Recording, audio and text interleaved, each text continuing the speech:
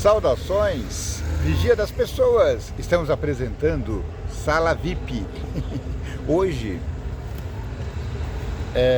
eu acho que é o terceiro capítulo da série. Acho que eu já fiz o número 1, número 2. Agora acho que é a lição número 3.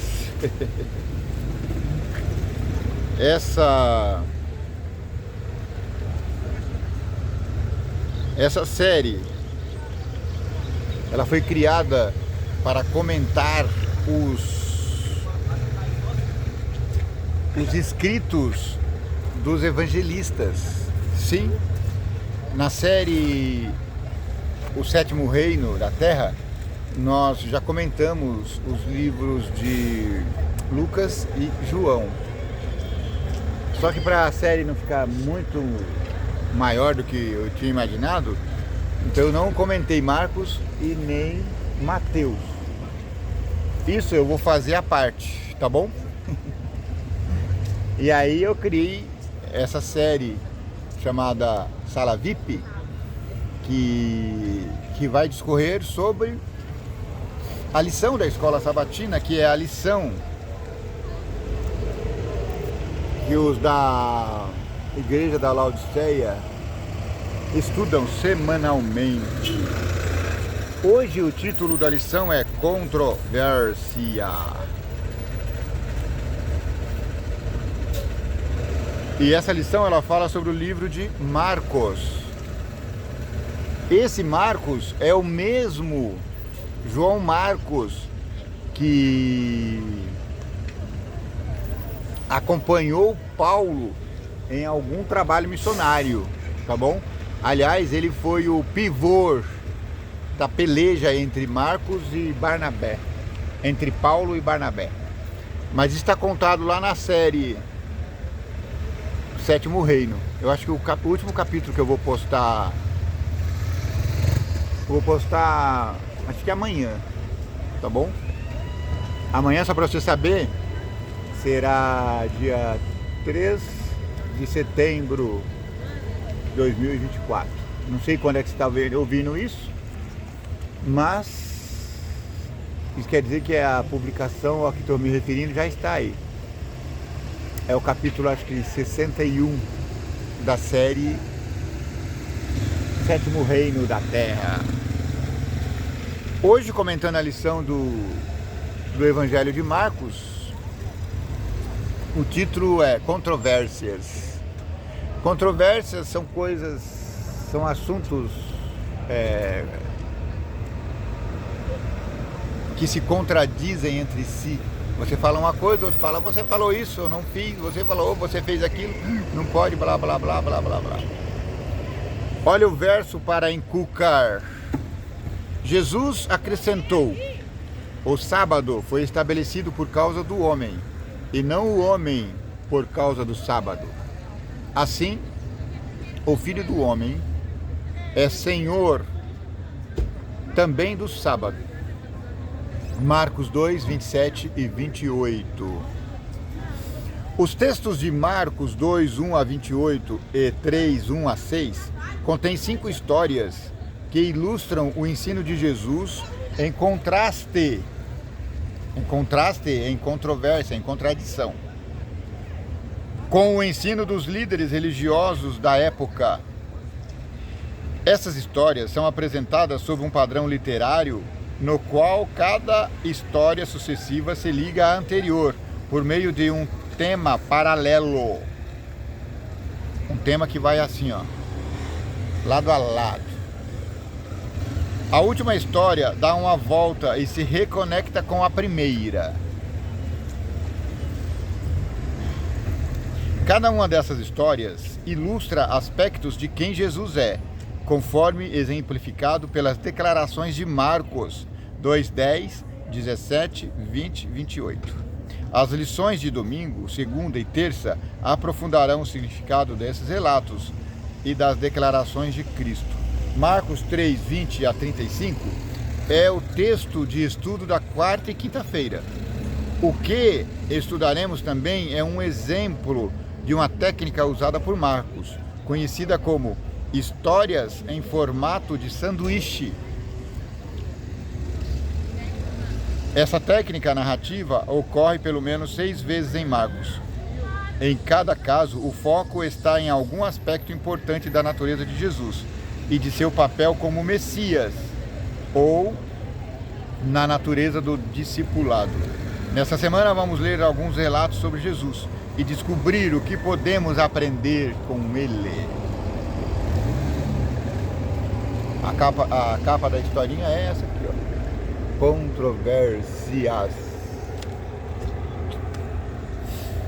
Muito bem, você viu que a lição ela tá dividida por dias. O que eu acabei de ler agora é o sábado. Então é sábado, domingo, segunda, terça, quarta e quinta e sexta-feira.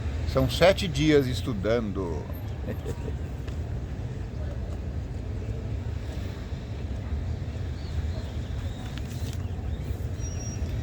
Curando um paralítico, domingo. Leia, eu não vou ler as passagens para poder ficar mais rapidinho, tá? Leia Marcos 2, 1 a 12, mas você pode ir lá ler. Dá a pausa, leia e depois volta para a gente continuar os comentários. O que o paralítico estava procurando quando foi levado a Jesus e o que ele recebeu? O homem não conseguia andar, portanto, seus 4 amigos tiveram que carregá-lo até Jesus. Depois que abriram o telhado e ajudaram o homem a descer até Jesus, o mestre viu a fé deles, dos seus amigos. Como alguém pode enxergar a fé? Assim como o amor, a fé se torna visível por meio das ações, como ilustra claramente a persistência dos amigos. Fé precisa ser demonstrada, amor precisa ser demonstrado. A necessidade física do homem era a mais evidente. No entanto, as primeiras palavras pronunciadas por Jesus se referem ao padrão dos pecados, ao perdão dos pecados. Bom dia, jovem, tudo bem? Bom dia, cavalheiro, como vai? Estou fazendo aqui um vídeo para o YouTube. Se você quiser aparecer, pode aparecer e falar bom dia aqui. Fica para outro dia, então. Entra lá, vigia das pessoas.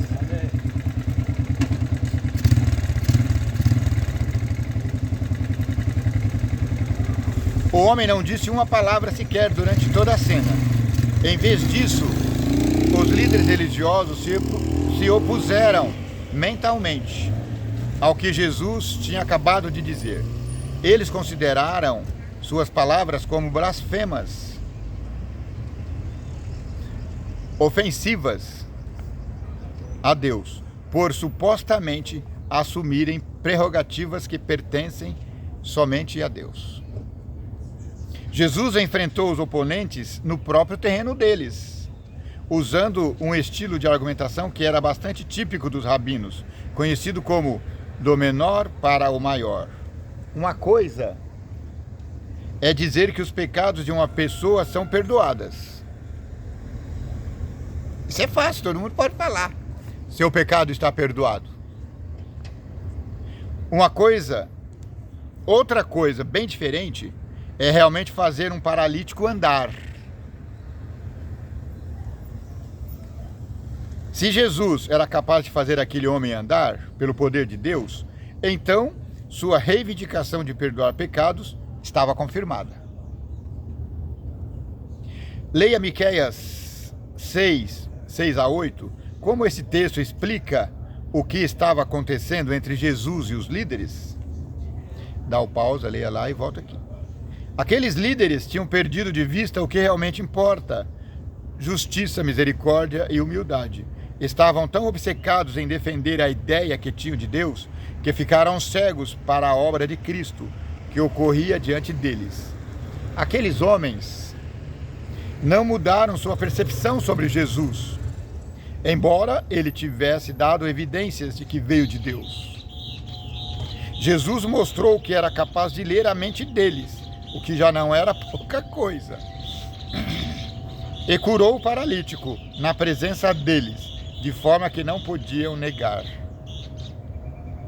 Porque eles falaram: como assim? Quem é você, cara pálida, para estar perdoando o pecado? Aí Jesus disse: para que você saiba que eu tenho o poder do céu para perdoar pecado, eu digo: levanta, toma o seu leito e anda. Só tinha um probleminha, era sábado. Como evitar a armadilha em que aqueles homens caíram? Ficar obcecados com as formas religiosas e perder de vista o que realmente importa? Veja Tiago 1:27. O maior exemplo que eu consigo lembrar agora é Paulo. Paulo, enquanto estava perseguindo a igreja, ele estava obcecado. Sim, era um religioso tentando fazer o bem para Deus e estava perseguindo Deus através da condenação de Estevão. Entende? Então, cuidado, meu amigo. Religiosidade pode ser bom, mas também pode ser ruim. Investiga a ti mesmo. O chamado de Levi e a questão do jejum. Aqui nós já passamos o sábado, o domingo, agora estamos na segunda já. O chamado de Levi e a questão do jejum. Leia Marcos 2, 13 a 22. Aperta o pause e leia. Quem era Levi, filho de Alfeu, e por que alguém se oporia ao seu chamado para ser discípulo de Jesus? Quem era Levi? Levi era Mateus, o escritor do livro de Mateus. Nós vamos comentar sobre ele aqui também. Na época de Jesus, os cobradores de impostos, está respondido aqui, né? Você que leu aí viu. Levi era cobrador de imposto. Assim como Nicodemos, né?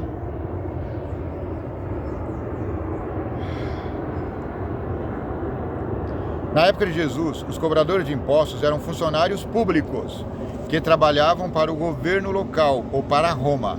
Eles eram impopulares entre os judeus que moravam na Judéia, porque cobravam mais imposto do que necessário e colocavam no bolso, e ficavam ricos à custas de seus compatriotas. Por isso que talvez hoje muita gente odeia a classe política, porque a fama deles não é boa. A fama deles é que eles enriquecem do dia para a noite. Um comentário judaico a respeito das leis religiosas diz, aspas, se os cobradores de impostos entrarem em uma casa, tudo que está dentro dela se tornará impuro. Mishnah, Tratado Tohorot. Fecha aspas. É aquela contaminação por associação. Lembra que Pedro não quis entrar na casa de Cornélio? Porque ele achava que ia ficar contaminado por associação. É essa contaminação que esse rabino está falando aqui.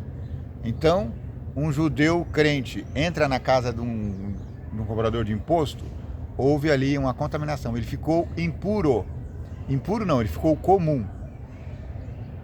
Apesar de estar limpo, ele se sujou porque só pelo fato de tentar em contato no telhado do cobrador de imposto. Hoje também pode acontecer isso. Se associar a políticos pode ser perigoso. Porque, dependendo daquele político que você vai se associar, você já será cancelado. Eu, por exemplo, não sou político, mas tem algumas siglas que se a pessoa estiver ligado a ela, eu já cancelo a pessoa automaticamente. E você, como é que você age? Conta aí nos comentários. Portanto, não é de surpreender que os escribas tenham questionado com desaprovação. Por que ele come e bebe com os publicanos e pecadores? Marcos 2,16. Como Jesus respondeu à pergunta dele, ele não ignorou a pergunta. Em vez disso, Jesus a inverteu indicando que quem precisa de médico são os doentes e não as pessoas saudáveis. Entende? Então todos são merecedores das obras, das misericórdias de Deus. É verdade, até os políticos.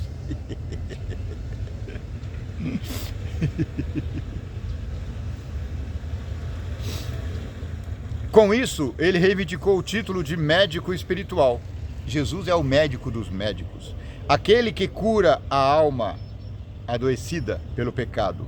O médico não deveria, afinal, ir aonde estão os doentes? Eu entrei na casa dele porque ele está doente, mas eu vou curá-lo. Marcos 2, 18-22 introduz um novo tema. É a história central dessas 5 histórias que tratam de controvérsias. Enquanto a sessão anterior incluía um banquete oferecido por Levi, a história seguinte gira em torno da questão do jejum. Algumas pessoas perguntaram por que os discípulos de Jesus não jejuavam, quando os discípulos de João Batista e os fariseus o faziam. Jesus respondeu com uma ilustração ou uma parábola, na qual compara sua presença a uma festa de casamento. Um casamento seria estranho se os convidados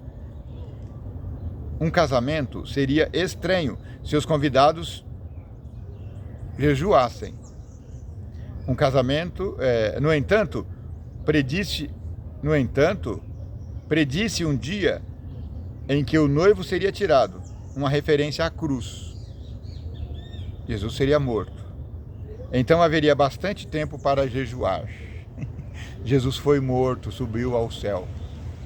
Então hoje, se você quiser jejuar, podemos jejuar à vontade.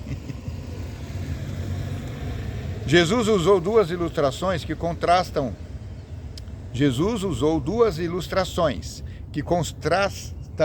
seu ensino como um dos líderes religiosos.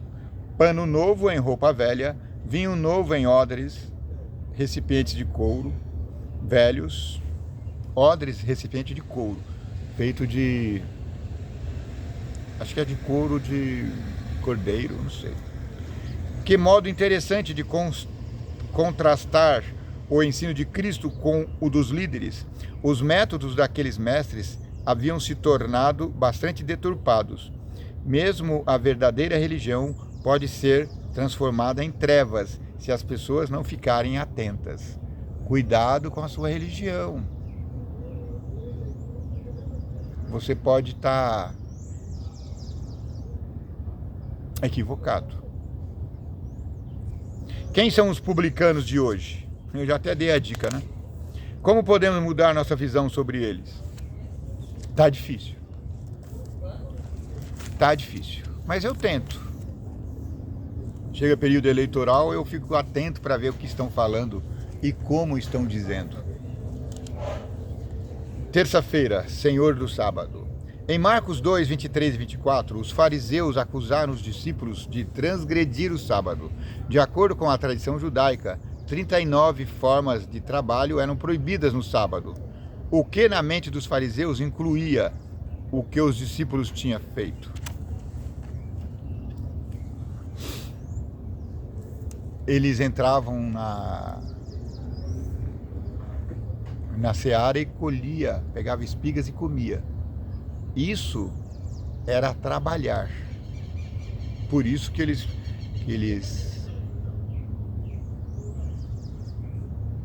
censuraram os discípulos de Jesus. Mas, como Jesus contestou a acusação feita pelos fariseus? Marcos 2, 23 a 28. Leia e volta. Então Jesus respondeu com o relato em que Davi comeu os pães sagrados, 1 Samuel 21, 1 a 6. Os pães da proposição eram retirados no dia de sábado. Então a jornada de Davi pode muito bem ter sido uma fuga de emergência, ocorrida nesse dia. Jesus argumentou que se Davi e seus homens estavam justificados em alimentar desses pães, então seus discípulos estavam justificados também em colher espigas e se alimentar delas. Jesus indicou ainda que o sábado foi feito para o benefício da humanidade, e não o contrário, e que a base dessa afirmação é o fato de que ele é Senhor do sábado. É ele que manda aqui. Quem é que manda aqui? É Jesus. Leia Marcos 3, 1 a 6. Como essa história ilustra o ensino de Jesus de que o sábado foi feito para a humanidade? Ah, estão fazendo você pensar, né? Novamente, Jesus entrou em controvérsia com os líderes por causa do sábado. No entanto, a controvérsia nunca foi sobre o dia em si. Os líderes queriam acusar Jesus caso ele curasse no sábado. Jesus os enfrentou, estabelecendo um contraste entre fazer o bem e fazer o mal, salvar a vida e deixar morrer. A resposta à sua pergunta era evidente. Fazer o bem e salvar a vida são atividades apropriadas para o sábado, enquanto que eles estavam querendo matar. Jesus então curou o homem, o que irritou seus oponentes, que imediatamente começaram a planejar a sua morte, tá vendo? A ironia da história é que aqueles que procuravam acusar Jesus de violar o sábado estavam violando o sexto mandamento, ao tramar a sua morte naquele mesmo dia. Que princípios sobre a observância do sábado vemos nesses relatos? Ele nos ajuda a lidar com os desafios que enfrentamos hoje para guardar esse mandamento? Temos dificuldade em guardar o sábado, certo? Mas isso é justificativa para ignorá-lo? Quarta-feira. Histórias em formato sanduíche, parte 1. Que ligações você vê entre as duas histórias relatadas? Vai lá, veja as histórias. Marcos 3, 20 a 35. Aperta o pausa, leia lá e volta aqui. Ótimo, lidas as histórias, vamos aos comentários do autor. Essa passagem contém a primeira história em formato de sanduíche, encontrada em Marcos. Nessa técnica narrativa, uma história começa e então é interrompida por outra história, sendo que a primeira é completada somente depois. A história externa, que fica na parte externa do sanduíche, o pão, fala sobre os parentes de Jesus, que se preparavam para levá-lo à força, porque achavam que ele estava fora de si. Eles achavam que Jesus estava ficando doido. Por isso queriam levar para casa. Vamos para casa, menino. A história interna, que fica na parte interna do sanduíche, o hambúrguer, menciona os escribas acusando Jesus de estar em complô com o diabo. O estudo de hoje vai se concentrar na história interior encontrada em Marcos 3, 22 a 30. De acordo com Marcos 3, 22, os escribas disseram que o poder de cura de Jesus vinha do diabo. Então ele respondeu primeiro com uma pergunta abrangente: como pode ser Satanás expulso por Satanás? Não faz sentido que Satanás trabalhe contra si mesmo. Jesus passou a falar sobre divisão dentro de um reino, de uma casa e na atuação do próprio Satanás, mostrando que isso destruiria o sucesso deles. Mas então o Senhor virou a mesa e falou sobre amarrar um homem forte para levar os seus bens. Nesse último exemplo, Jesus é apresentado como o ladrão que entra na casa de Satanás, amarrando o príncipe das trevas para libertar seus cativos.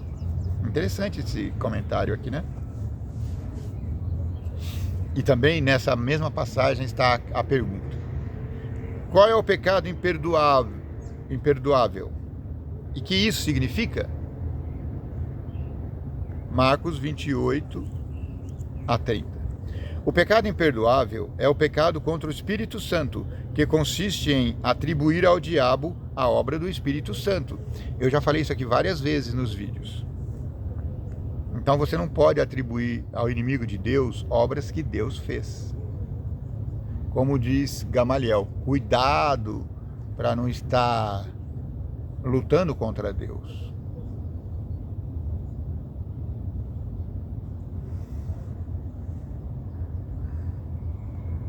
A razão pela qual Jesus fez essa declaração é que os escribas diziam que ele tinha um espírito imundo, quando na realidade ele tinha o Espírito Santo de Deus. Se atribuirmos ao diabo a obra divina, não conseguiremos ouvir o Espírito Santo, porque ninguém deseja seguir o diabo. Por que o receio de que tenha cometido o pecado imperdoável revela que você não cometeu? Porque esse receio é uma evidência de que você não chegou a esse ponto. Você já perguntou alguma vez, será que eu cometi o pecado contra o Espírito Santo? A própria indagação já é um indício de que não. Por quê? Se você está preocupado em não ter cometido aquele pecado que ofende ao Espírito Santo, é sinal que o Espírito Santo está impulsionando você. E o pecado contra o Espírito Santo é justamente isso. Você se distanciar de Deus. E aí você não está nem aí para nada. Tô nem aí. Quinta-feira. Histórias em Sanduíche, parte 2.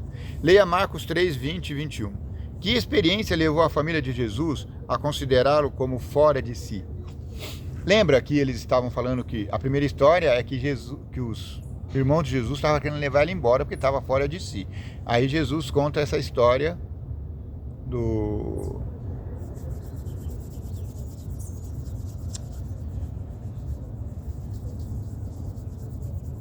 agora esqueci. Jesus faz aquela cura. E eles atribuem a cura ao inimigo de Deus. Por isso, Jesus os acusa de estar transgredindo, pecando contra o Espírito Santo. Leia Marcos 3, 20 e 21. Que experiência levou a família de Jesus a considerá-lo como fora de si? Aperta a pausa, leia a passagem e volta aqui. Uma acusação de instabilidade mental é grave. Geralmente é feita quando alguém se torna uma ameaça à sua própria segurança. A família de Jesus tinha opinião porque ele estava tão ocupado que não parava nem para se alimentar. Tentaram levá-lo à força. Nesse ponto se encerra a história que fica na parte externa do sanduíche, que tinha sido interrompida pelo relato em que os escribas insultaram a Jesus. Há um estranho paralelo entre os relatos da história em formato de sanduíche. A família de Jesus parecia ter uma visão semelhante à dos escribas. A família dizia que ele estava fora de si, enquanto os escribas diziam que ele estava tomado pelo diabo. Você vê aí o paralelo? Quer dizer, as duas histórias correm assim lado a lado. Não se cruzam, mas elas estão falando da mesma coisa. O que a família de Jesus queria e qual foi a resposta dele? Marcos 3, 31 a 35. Essa cena parece estranha. Se a sua mãe e outros familiares viessem vê-lo, você não os receberia? O problema é que naquele momento a família de Jesus não estava em harmonia com a vontade de Deus. Ela não estava ali para abençoar Jesus.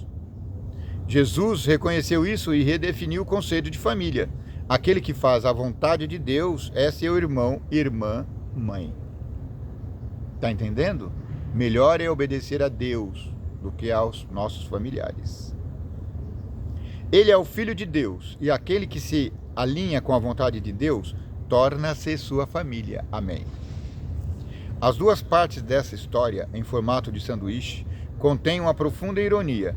Na história interna, Jesus diz que uma casa dividida contra si mesma não pode subsistir.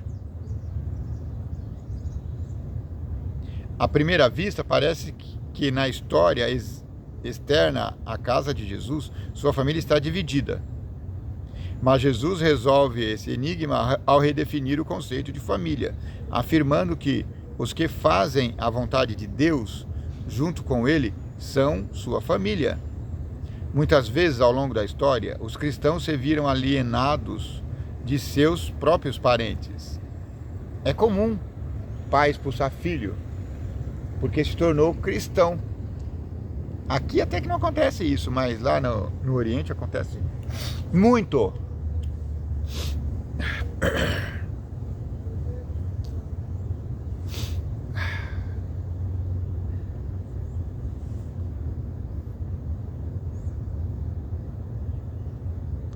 Onde é que eu tô? As duas formas dessa história, em formato sanduíche, contêm uma profunda ironia. Na história interna, Jesus diz que uma casa dividida contra si mesma não pode subsistir. À primeira vista, parece que na história externa, a casa de Jesus, sua família, está dividida. Mas Jesus resolve esse enigma ao redefinir o conceito de família, afirmando que os que fazem a vontade de Deus junto com ele são sua família. Muitas vezes ao longo da história, os cristãos se viram alienados de seus próprios parentes. É uma experiência bastante difícil. Esse texto de Marcos revela que Jesus passou pelo mesmo problema. Ele compreende essa situação e pode confortar aqueles que sentem esse isolamento doloroso. Se você foi expulsado de casa porque ama a Jesus, apegue-se aos seus irmãos na igreja, porque esses seus irmãos é que são sua família. Família não é ligação de carne, é ligação espiritual. Você pode amar muito mais um amigo do que um seu próprio irmão. Isso pode acontecer. Finalmente chegamos na sexta-feira. Estudo adicional. Aqui tem um trecho do livro chamado O Desejado de Todas as Nações, que eu já comentei aqui. Os espias não ousaram responder a Jesus na presença da multidão, porque tinham temor de se envolverem em dificuldades. Sabiam que ele dissera a verdade. Em vez de violar suas tradições, deixariam um homem sofrer, ao passo que socorriam um animal por causa do prejuízo para o proprietário, caso fosse negligenciado. Assim, o maior era o cuidado que manifestavam por um animal do que por uma pessoa criada à imagem de Deus. Isso ilustra a atuação de todas as religiões falsas. Qual é a religião falsa? Aquelas que se preocupam mais com as coisas do que com as pessoas. Criam no ser humano o desejo de se exaltar acima de Deus, mas o resultado é degradá-lo abaixo dos seres irracionais.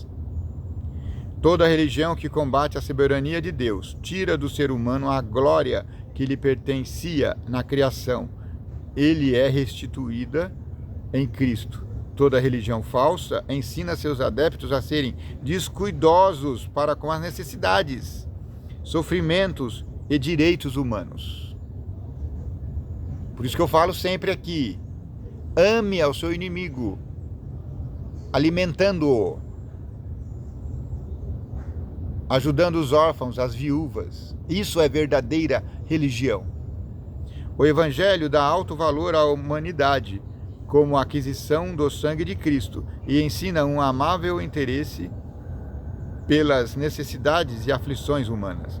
O Senhor diz: farei que um homem seja mais precioso do que o ouro puro, do que o ouro de Ofir. Isaías 13:12. Muito obrigado porque você esteve aqui. No próximo capítulo de Sala VIP, nós vamos falar de um assunto que você gosta muito: as parábolas de Jesus. Só adiantando, parábola é uma ilustração, é uma história para nos levar a pensar, é uma comparação. Parábolas não são doutrinas, mas isso é assunto para a próxima cena. Que o vigia das pessoas te abençoe e te guarde. Que o vigia das pessoas tenha misericórdia de ti. Que o vigia das pessoas faça resplandecer o teu rosto sobre ti. Que o vigia das pessoas te dê paz.